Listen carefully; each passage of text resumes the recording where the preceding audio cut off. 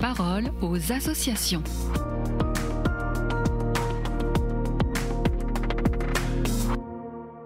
Bienvenue dans la parole aux associations. Aujourd'hui, je suis avec Valériane Med. Bonjour Valériane. Bonjour Agnès. Alors, vous êtes la rédactrice en chef d'Hosanna Magazine, la revue de la Société de Saint-Vincent-de-Paul. Et aujourd'hui, vous souhaitez nous parler du président. Effectivement Agnès, mais certainement pas celui auquel vous pensez. Je voudrais aujourd'hui parler du président, celui qui pilote une équipe locale de la Société de Saint-Vincent-de-Paul. Et comme il y a près de 800 équipes locales en France, on a donc plus de 800 présidents, plus ceux des structures départementales, ils sont 96, on arrive donc à peu près 900 présidents. Et encore, j'ai pas compté le président national et les vices, car bien souvent, tous ces présidents partagent leurs fonctions avec un vice-président. Ah là, ça fait du monde, pas vrai? Mais c'est quoi cet assaut qui est dirigé par un petit millier de présidents? En réalité, cette fonction de responsable d'équipe, elle est essentielle et ça n'a rien à voir avec une histoire de prestige ou de pouvoir.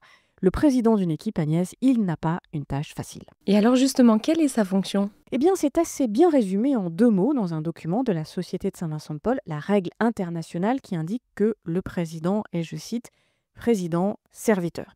Vous l'avez compris, le président n'a pas de bureau prestigieux, de voiture de fonction, ni même de garde du corps. À la Société de Saint-Vincent-de-Paul, le président, il est au service, c'est un bénévole, comme les autres membres de son équipe. Il rend visite aux personnes isolées, il participe aux distributions alimentaires, aux maraudes, mais il a un truc en plus. Le président doit aussi organiser la vie de son équipe. Il fait le lien avec d'autres instances, il va parler aux maires, aux députés, parfois même aux curés. Il signe les conventions, organise des réunions et remplit des tas de papiers administratifs divers et variés.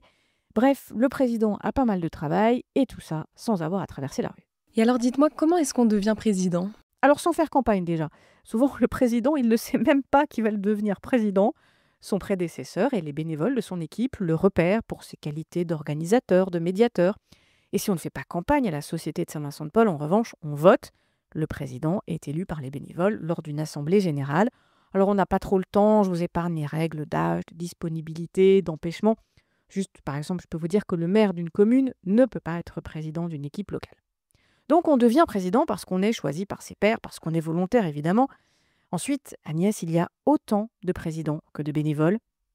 Ils sont retraités ou actifs, chefs d'entreprise, professeurs, assistantes sociales, communicants, ingénieurs, il y a même d'anciens militaires.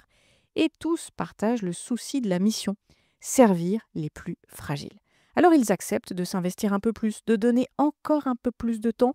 C'est parfois ingrat le rôle de président parce qu'il faut participer à des réunions, faire passer des infos du réseau, répondre aux sollicitations de l'équipe nationale, sans parler des journalistes qui vous appellent pour faire des reportages. Et alors comment faire pour ne pas les décourager? La beauté de l'affaire, c'est que le président, il n'est pas seul. On l'a dit, il a près d'1 millier de bénévoles qui partagent une responsabilité avec lui, autant de pairs qui sont un soutien. Et puis l'association les accompagne. L'équipe nationale de la Société de Saint-Vincent-de-Paul reçoit tous les nouveaux présidents. Ils suivent une formation spécifique, ils disposent d'outils et de relais pour exercer cette mission en toute sérénité. Un dernier mot Agnès, parce que je parle du président depuis le début de cette chronique, mais j'aurais dû dire président ou présidente. Car à la Société de Saint-Vincent-de-Paul, les femmes s'engagent aussi sur ces postes à responsabilité. Un chiffre le révèle, plus de la moitié des présidents d'équipes locales de la Société de Saint-Vincent-de-Paul sont des femmes. Eh bien merci Valériane pour ce partage et je rappelle qu'on peut avoir plus d'informations sur la Société de Saint-Vincent-de-Paul via les réseaux sociaux ou le site internet ssvp.fr. La parole aux associations.